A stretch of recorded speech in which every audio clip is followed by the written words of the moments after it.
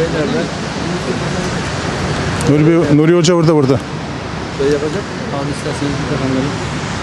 Bugünkü basın açıklamamıza hoş geldiniz. Aşağı yukarı bir yıldır yaptığımız bu kampanyanın seneyi devriyesine neredeyse yaklaştık. Önümüzdeki ay tamamlanmış olacak. 20 küsür yıldır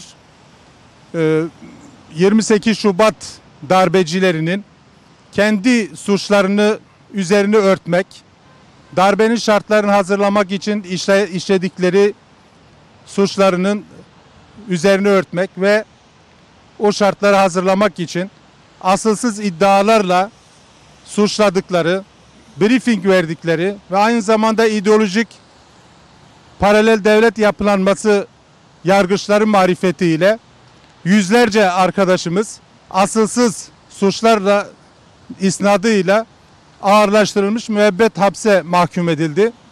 Biz bir yıldır aşağı yukarı bunu hatırlatmak, bu yanlışa dur demek, bunu düzeltmek adına burada açıklamada bulunuyoruz. Malumunuzdur, yaklaşık bir yıldan beri her ayın 28'inde burada toplanıp 28 Şubat sürecinde kumpaslarla, şantajlarla, oyunlarla cezaevine atılan ve halen kimisi 20, kimisi 25 yıldır içeride olan mahkumların dışarı çıkması, tahliye edilmesi için burada basın açıklaması yapıyoruz. Tabii her basın açıklamasında bu basın açıklaması son olsun diye başladık. Ama ne yazık ki şu ana kadar istediğimiz sonucu alamadık. İstediğimiz sonucu almak bir kenara, var olan mahkumlara, var olan cezalara yenileri eklendi.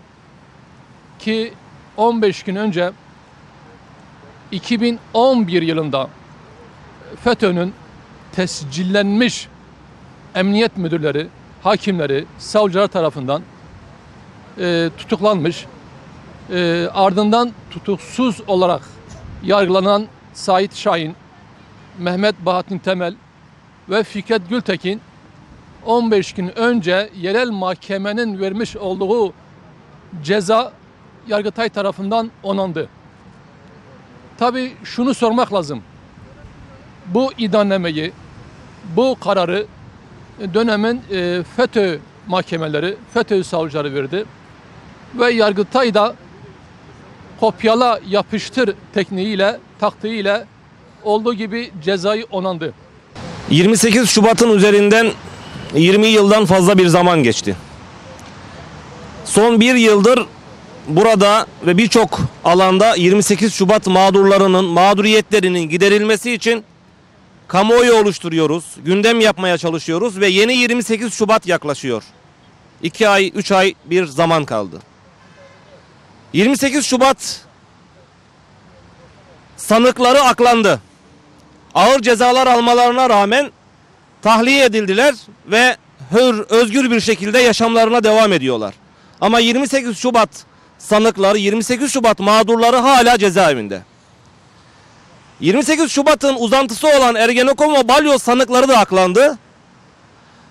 Ve 28 Şubat sürecinden bugüne mustazaflar yargılamalarını yapan, Hizbut Tahrir yargılamalarını yapan FETÖ sanıkları cezaevinde ağır cezalarla suçlanıyorlar.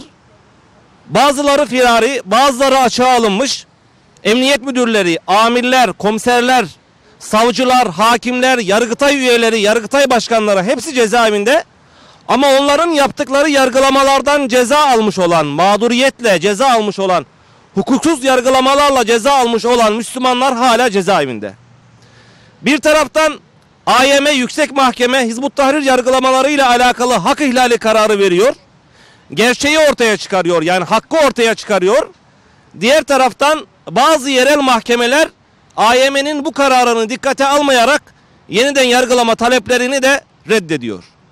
Daha diğer taraftan ise Yargıtay, Mustazaflar Cemiyeti yöneticileri, Hüdapar yöneticileriyle alakalı kararları paralel yargının yaptığı yargılamalarla verilmiş olan kararları, ceza kararlarını onuyor.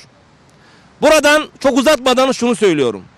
Artık siyasi irade, hükümet, yargı, 28 Şubat ve sonrası ile alakalı, Hizbut Tahrir yargılamaları ile alakalı, bütün Müslümanlara yönelik ve tüm insanlara yönelik yargılamalarla alakalı zulmün ismini koyması lazım.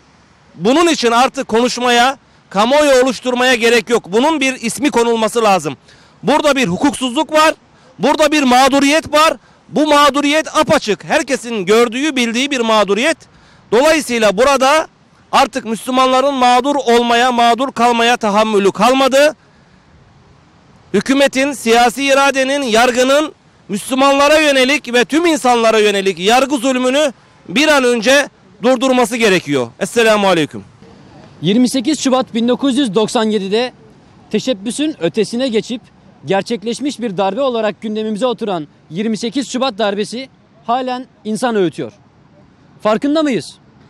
Üzerinden 21 yıldan fazla zaman geçmesine rağmen 28 Şubat darbesi özellikle cezaevlerinde tutulan Müslüman siyasi mahpuslar ve aileleri için bütün ağırlığıyla devam etmektedir. Farkında mıyız?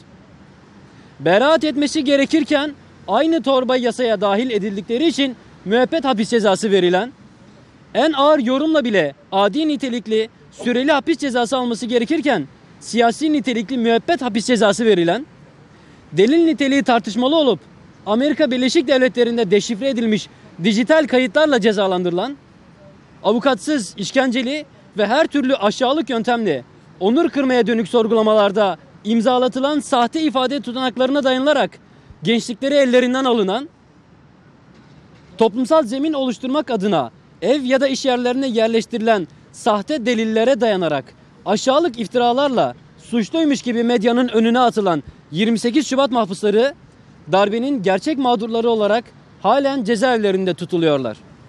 Farkında mıyız?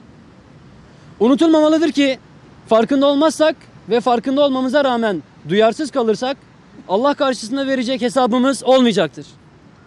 28 Şubat'ın briefingli yargısının kararlarıyla hapsedilen mazlumların tahliyesi, 28 Şubat'ın tahkim ettiği zemine basarak büyüyen paralel yargının kararlarıyla hapsedilen hemen her çevreden mazlumun tahliyesi, briefingli ve paralel yargı zemininde oluşan ön yargılarla, oluşturulan içtihatlarla halen devam eden yargı zulümlerinin son bulması öncelikli meselemizdir. Mazlumlar olarak 28 Şubat siyasi yargı kararları iptal edilsin, 28 Şubat mahpusları derhal serbest bırakılsın talebimizi bir kez daha vurgularız.